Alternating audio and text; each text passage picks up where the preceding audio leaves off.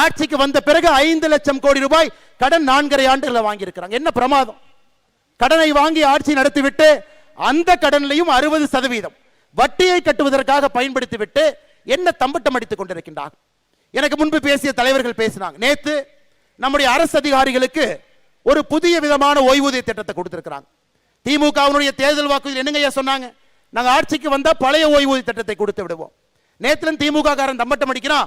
60 லட்சம் பேர் பயன்பட போறாங்க, எங்களுக்கு 60 லட்சம் ஓட்டு வரப்போகுது.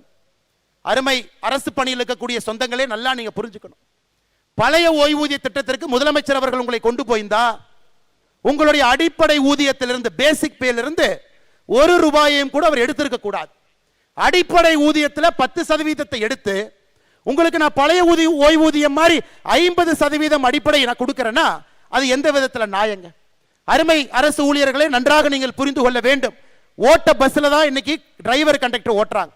எந்த நேரத்தில் பஸ்னுடைய எந்த டயர் கழண்டு போகும் யாருக்கு தெரியாது. அரசு பள்ளியிலே பணி செய்யக்கூடிய ஆசிரியர்கள் பிஞ்சு போன கூரையில பணி செய்யறாங்க.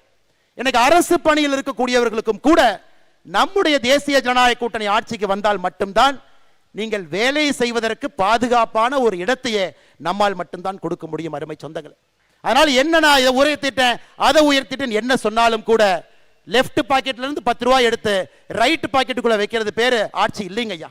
இந்த பாக்கெட்ல எடுத்து கீழ் பாக்கெட்ல வைக்கிறது மீது ஆட்சி கிடையாது. அருமை சொந்தங்களை, இதெல்லாம் நம்ம பேசணும்.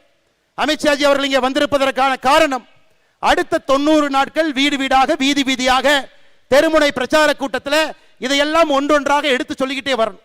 யாரையும் கூட திராவிட முன்னேற்ற கழகத்தினுடைய ஆட்சி ஏமாற்றி ஆட்சி கட்டில் அமர்வதற்கு எந்த வாய்ப்பையும் கூட நாம கொடுக்க கூடாது. அருமை சொந்தங்களே.